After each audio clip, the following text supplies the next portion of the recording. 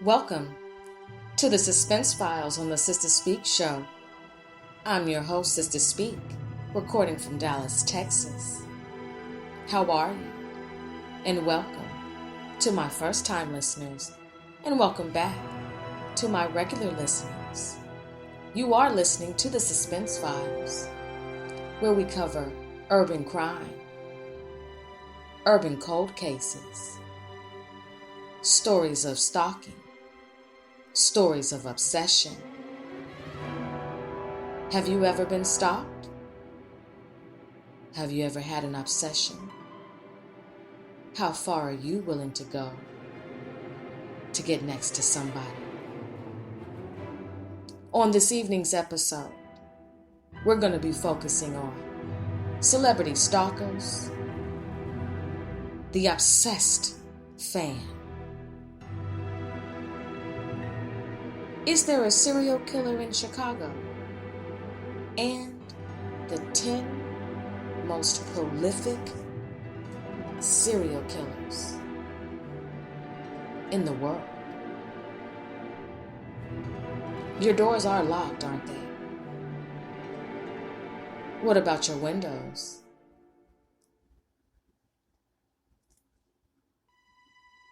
Do you feel safe? Do you feel like somebody is watching you?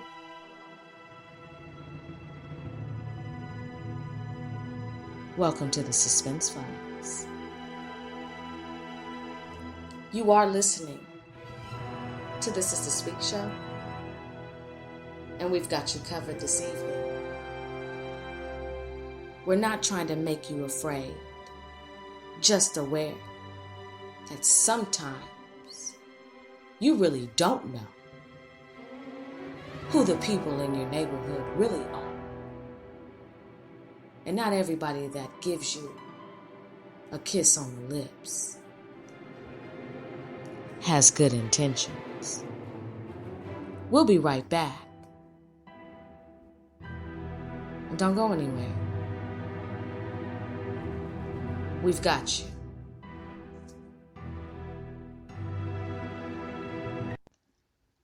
Whether you're at work, at home, or on the road, it's always a great time to podcast and chill.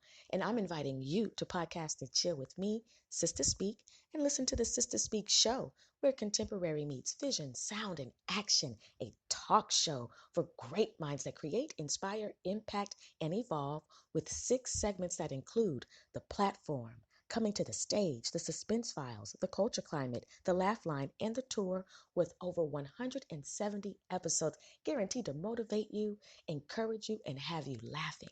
Why not? I'm excited to podcast and chill with you. It'll be worth your time. I guarantee it. I'll see you later.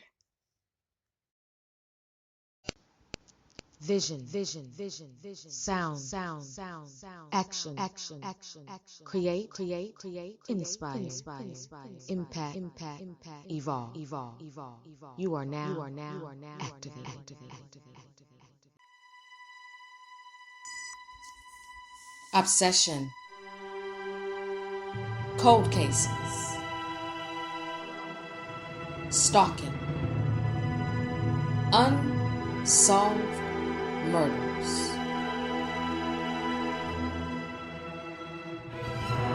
These are the things that intrigue communities, yet rattle communities. Who's your favorite celebrity? Have you ever had a celebrity crush? How far are you willing to go to get next to your favorite celebrity?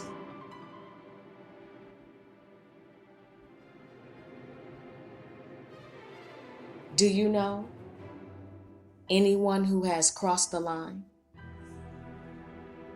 just to get next to their favorite celebrity? Have you ever been stalked? Have you ever been the stalker? Well, that's what we're going to focus on. Because sometimes people don't know how to draw the line.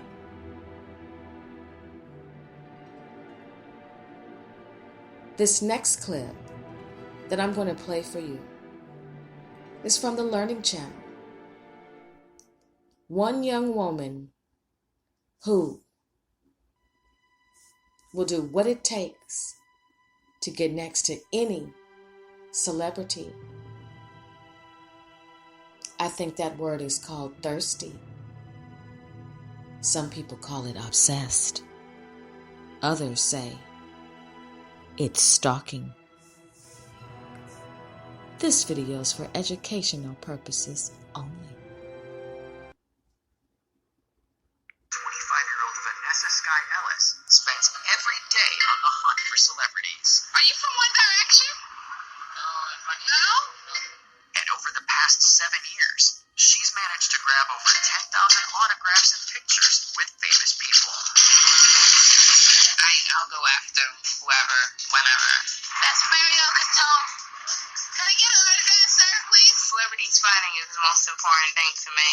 It's more important than having a boyfriend, than going to work, than doing anything. Can I get a quick photo with? Thank you. Bye-bye. Vanessa works nights as a bartender, so she can spend her days running around the city, tracking down celebrities. Maybe I only sleep like 2 hours of sleep, because then in the morning I have to wake up and go right back out again and do celebrity spottings. But getting to actually meet someone famous isn't always as easy as it looks. I was wondering, is there any way I can get in? Come backstage.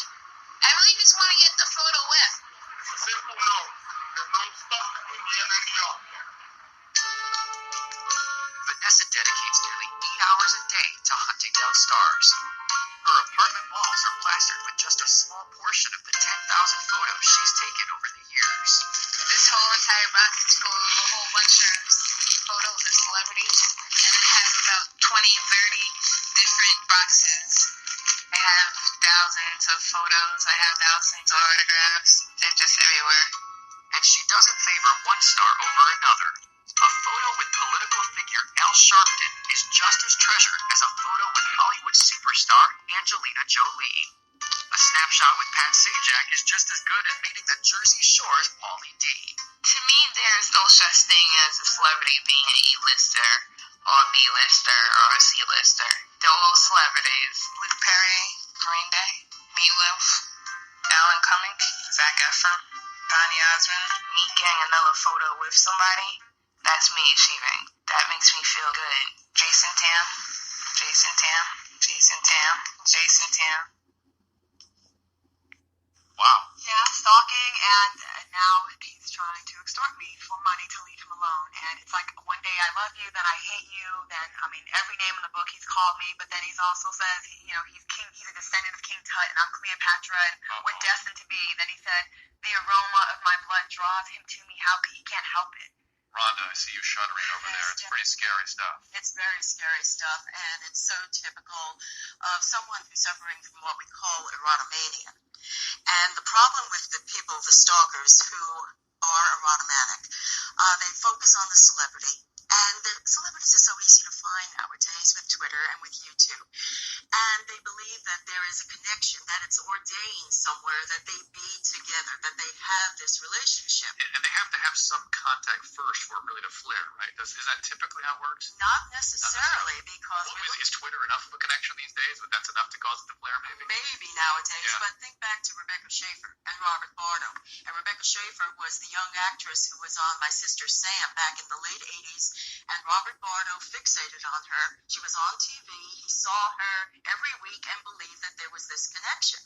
And he came to California specifically to kill her, to save her, as he said to his sister. Ronnie, you told me something off air for it, because I was describing the stalker that came after me, and he actually came out, he started threatening online my children, and it's when my wife stepped in.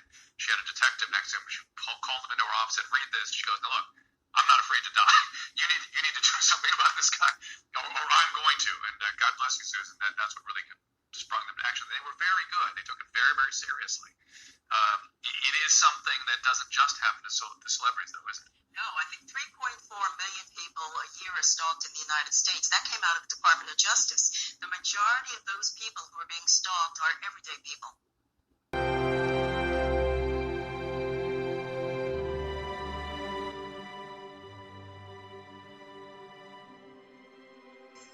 Welcome back to the Suspense Files on the Sister Speak show. That last clip was from HLN, and it deals with celebrity stalkers. Always cite your sources for educational purposes only. So when it comes to the stalker, there has to be some type of psychology that is associated with the study of this particular behavior. And this next clip deals with the 4 different types of stalkers. And it is brought to us by Access on YouTube.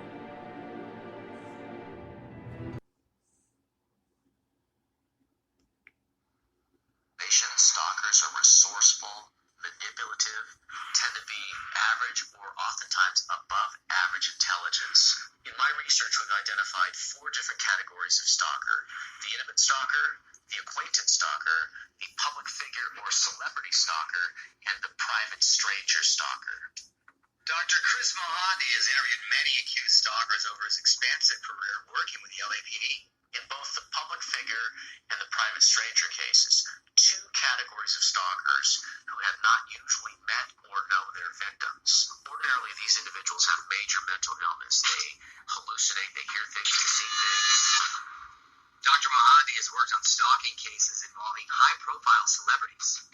Steven Spielberg had a very dangerous stalker. He was mentally ill, and he also abused methamphetamine. And the combination of those 2 variables intersecting led him to the belief that he was to develop an attraction or liking in Spielberg, and that he was to abduct him and to perpetrate sexual violence against him. And he ended up finding out where the director lived, approaching on several occasions, and he had items that could be used as methods of intimidation. Fortunately, the director was not home at the time. The individual was ultimately arrested and held accountable for his stalking behavior and is still locked up. I've interviewed Madonna Stalker on 2 prior occasions. He had a history of violence, of incarceration, and believed that he was actually married to Madonna. And based upon that delusional belief, he pursued her first to New York, where he believed that she was, and finding out that she was not there, ended up at her house in Hollywood. He actually attacked her bodyguard, believing that it was her in male form, and was shot. Ultimately, he was charged and convicted of stalking.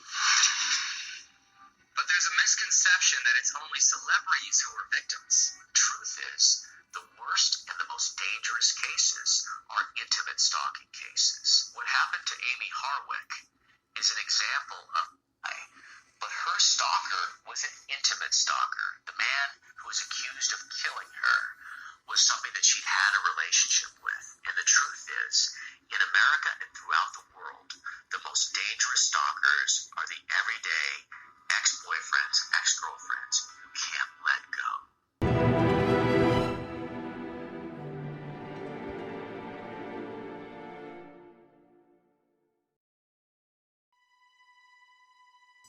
Welcome back to the Suspense Files on the Sister Speak show.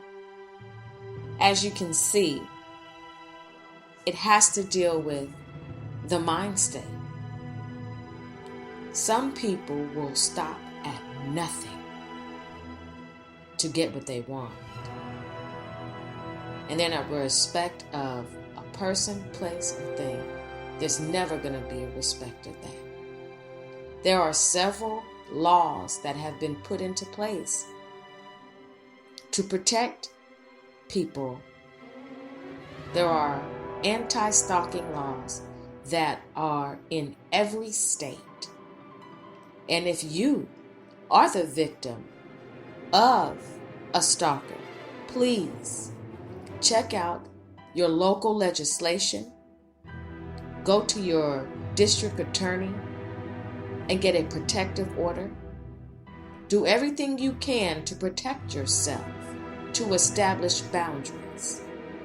Because one thing we know for sure, a stalker is relentless. But you are resilient. So when a celebrity stalker actually murders, their obsession.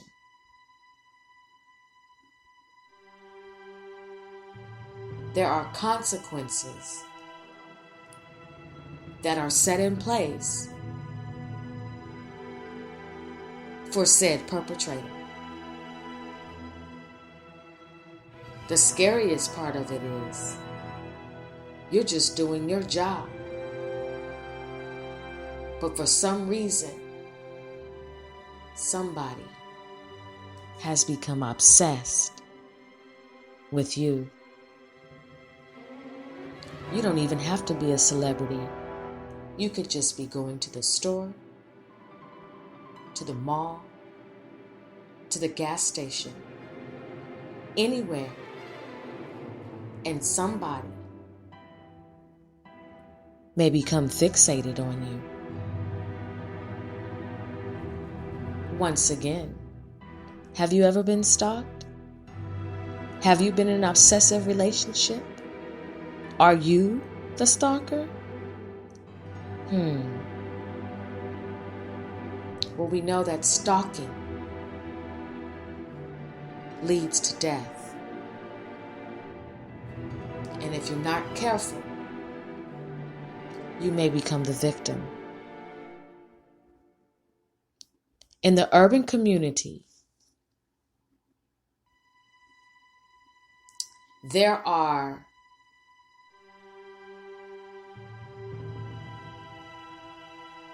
serial killers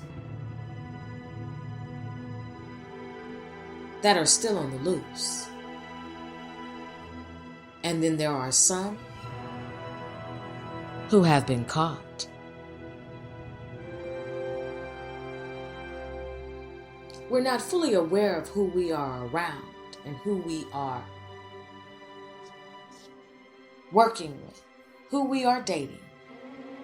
Sometimes we find out just in the nick of time, and other times it's too late. Have you barely escaped the hands of a serial killer? Have you been held against your will? Kidnapped? Were you tortured?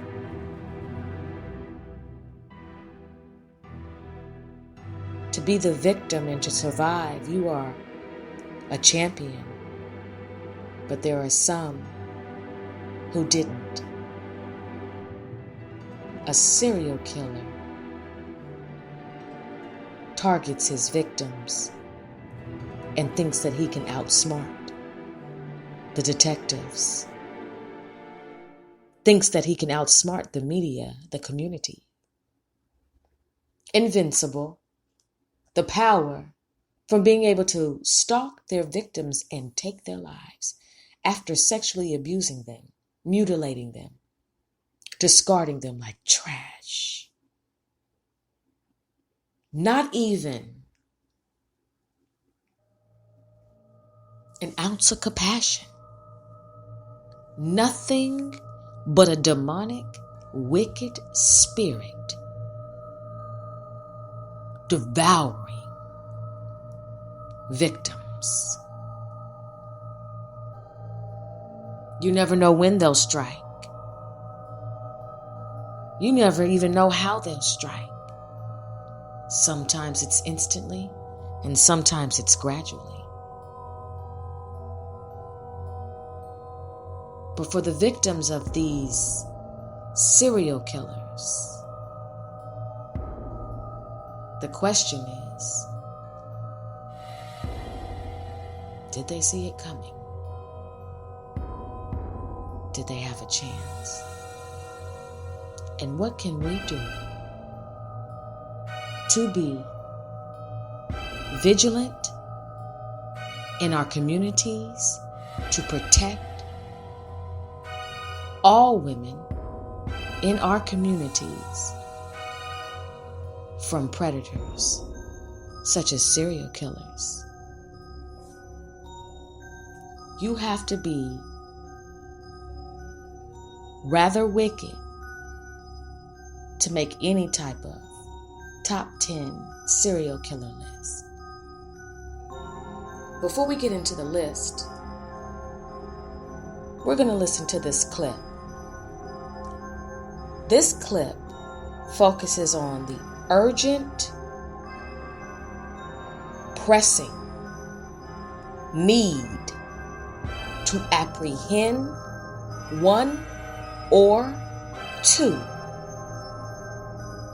serial killers loose in Chicago.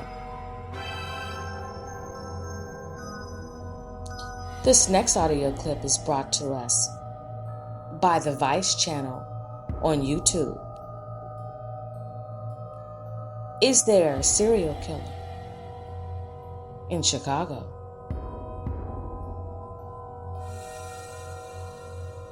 We'll be right back.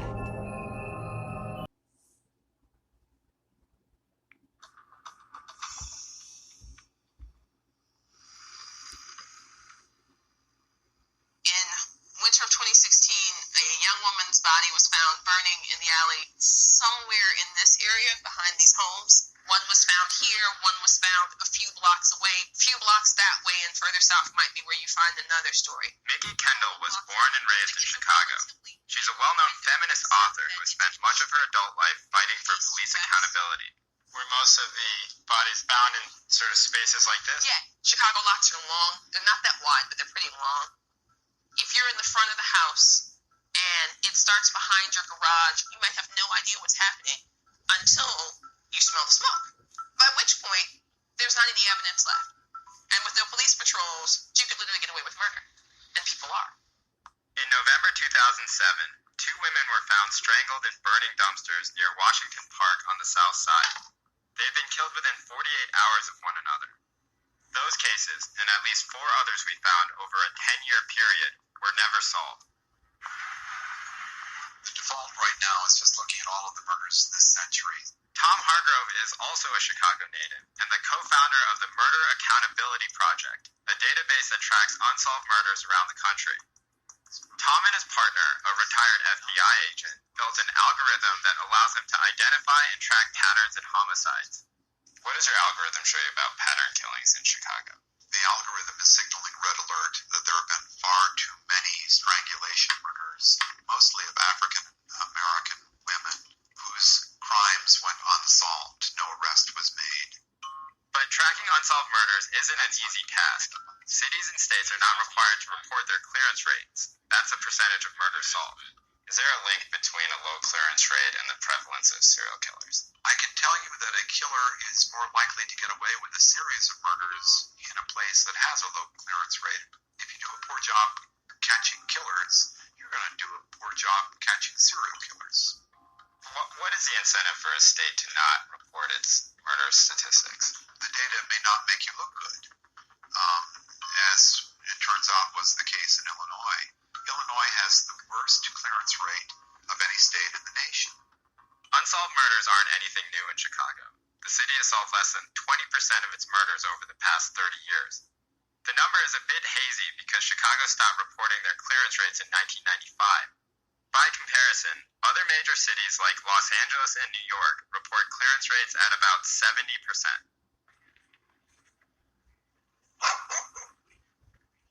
There are other cities that have neighborhoods like this that are low income and mostly black, but the clearance rate in those neighborhoods are still pretty high, like 50 to 70%. Like, what is it about Chicago where they have such a low clearance rate? As a longtime resident, I am not seeing a lot of effort on actual crime solving. You know, you're not seeing cops out in these neighborhoods knocking on doors and actually talking to people.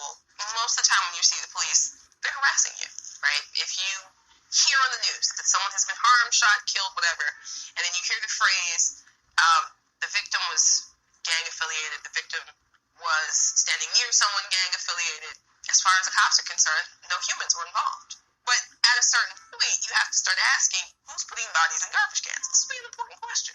If people don't trust police, if people don't talk to police, if witnesses consider police to be the enemy, why should you be surprised when most of those murders go unsolved? You keep your eyes wide shut, and you get what you get. Over the course of 2 months, we tried repeatedly to contact the Chicago Police Department about the murders. They denied our request for an interview, but confirmed their low clearance rates.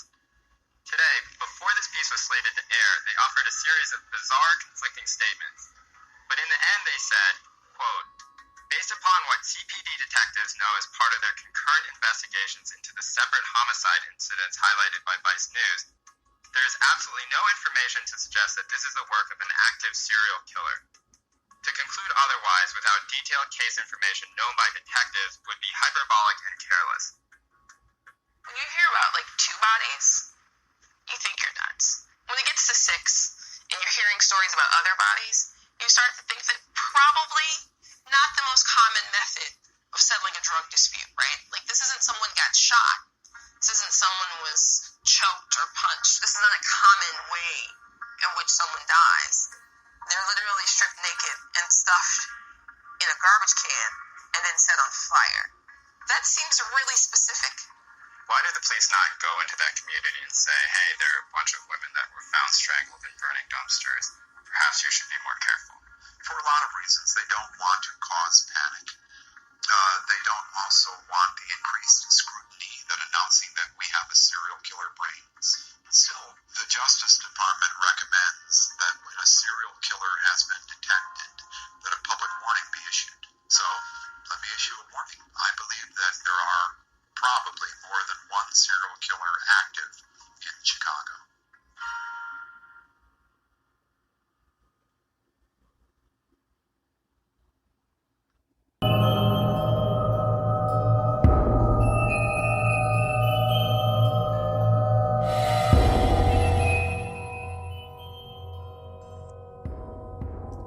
Is there a serial killer loose in Chicago?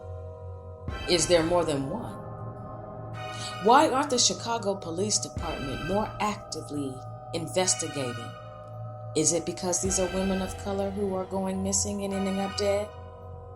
Is it because women of color are not considered to be as valuable as a white woman? What would be the logistics and any type of reasoning that would make sense that a police department who are there to protect and serve would not investigate? Or is this just population control?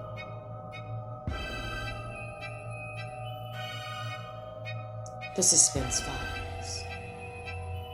Is there a serial killer loose right now in Chicago? And why aren't the police doing anything about it? How many more victims have to turn up before they are concerned? That's why I asked you, are you safe? Do you feel safe? Do you have something to protect you? Are you willing to defend your home? Are you walking to your car by yourself late at night? Are you out for a late jog with no protection? Are you walking in the woods by yourself? Are you going to meet somebody that you just met online? Are you in a chat room getting ready to go in, meet up with somebody who says that you are the one?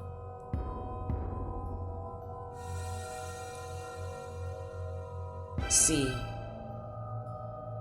it's one thing to have a good night. It's another thing to have a scary night.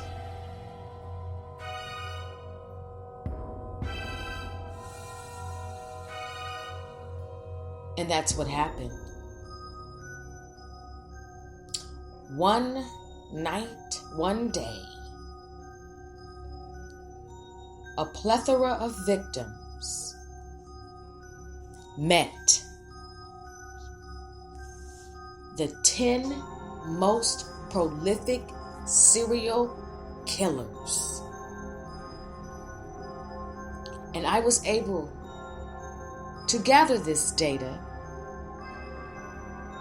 from Terry Swoop videos on YouTube. 10 serial killers that'll leave the hairs on the back of your neck standing straight up. Chills. The nighttime takes on a totally different vibe.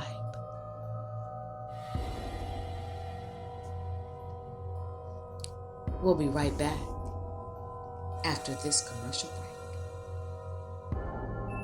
Don't be frightened. We're here together. What was that? I'll be right back. Listening to the Sister Speak Show is even easier now with the new abilities available from Spreaker Skill on Amazon Alexa. With Spreaker on Alexa, you can now listen to the Sister Speak Show from even more places from all around the world. You also have navigation control, fast forward and rewind podcasts to make sure you never miss a second of your favorite show. And then you can ask for show recommendations like the Sister Speak Show, where contemporary meets vision, sound, and action. A talk show for great minds that create, inspire, and evolve.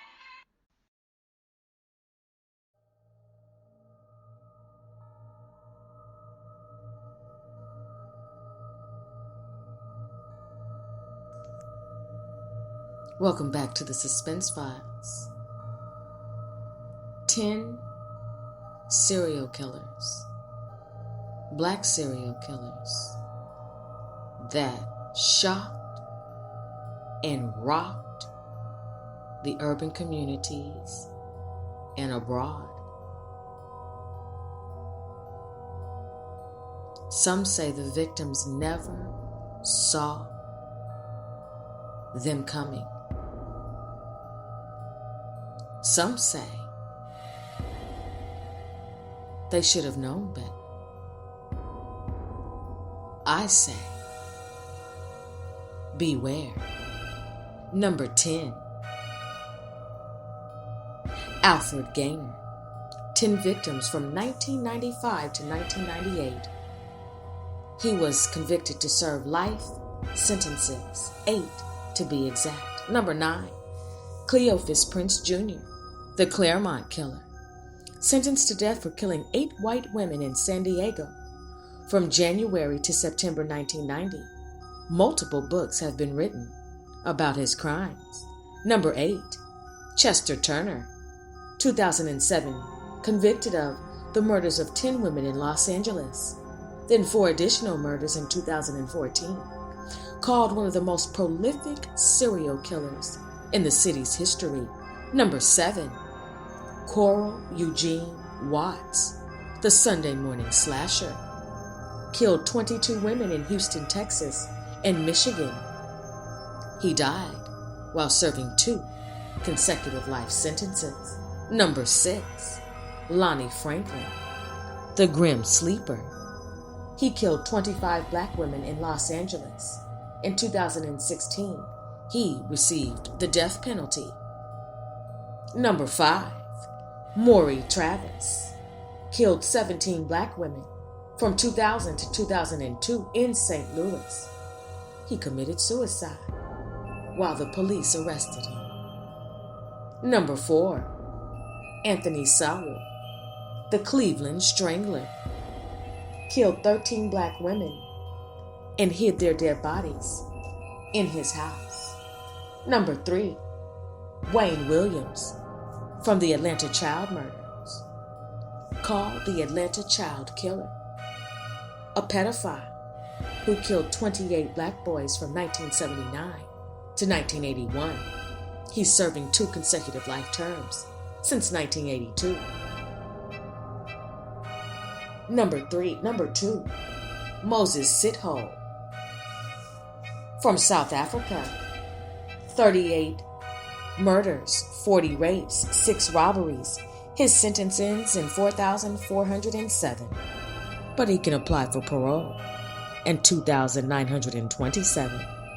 Number 1, the DC Snipers, John Muhammad and Lee Malvo.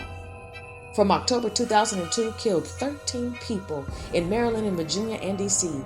Muhammad was evicted in 2009 and Malvo got life in prison. If you don't know, now you know. 10 of the scariest serial killers.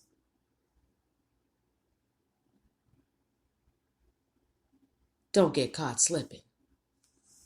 We'll be right back after this commercial break. Whether you're at work, at home, or on the road, it's always a great time to podcast and chill. And I'm inviting you to podcast and chill with me, Sister Speak, and listen to the Sister Speak show, where contemporary meets vision, sound, and action. A talk show for great minds that create, inspire, impact, and evolve, with 6 segments that include the platform, coming to the stage, the suspense files, the culture climate, the laugh line, and the tour, with over 170 episodes guaranteed to motivate you, encourage you, and have you laughing. Why not? I'm excited to podcast and chill with you. It'll be worth your time. I guarantee it. I'll see you later.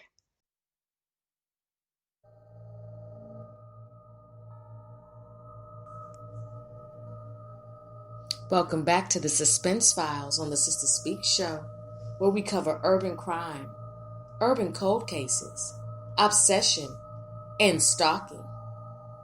This evening's episode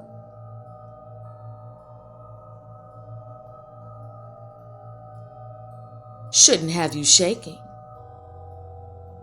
I don't want you to be afraid. I want you to be aware. Be careful of the company that you keep. Be careful of how you flirt. Be careful who you lock eyes with. Be careful who you lock lips with.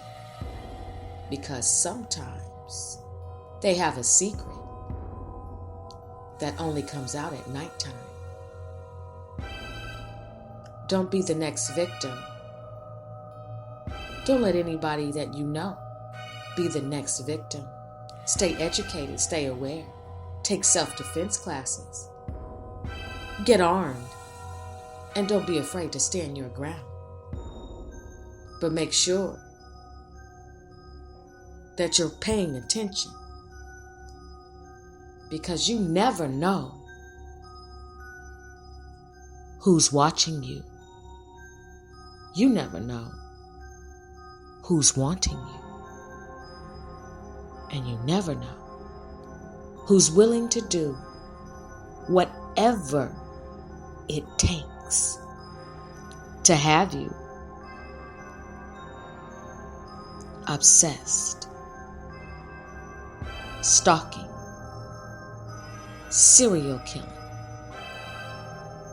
abnormal behavior, punishable because of legislation. To the people whose family members were the victims of these serial killers that were listed, and to the ones who were not, my condolences to you and your family for the heinous crimes that were committed at the hands of a psychopath, of a serial killer, of someone who was out of control. It's a dangerous game. And the result, innocent victims. To those who stalk, to those who are wildly and ignorantly obsessed, to those who sit and stare with a crazy grimace at women or at men, for those who are premeditating a devastation that will rock a community, locally, nationally, or internationally, you will reap what you sow. Because there's still a judgment to come.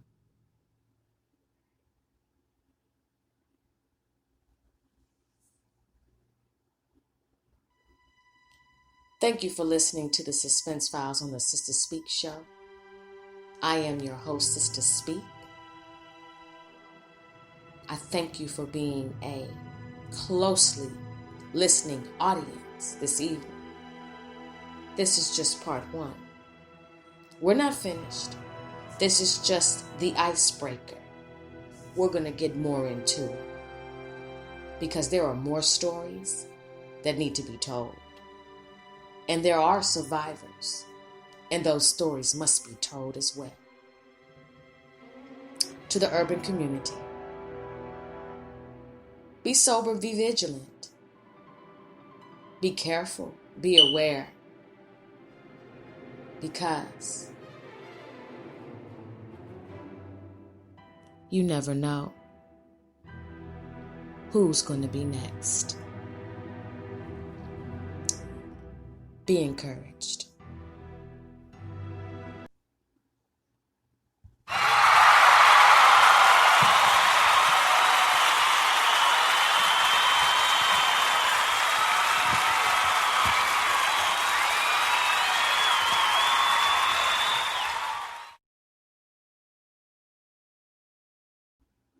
Weeping may endure for a night, but joy does come in the morning.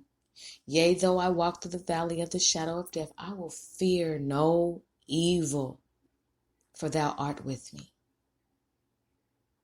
This too shall pass, because everything has an expiration date. Be encouraged.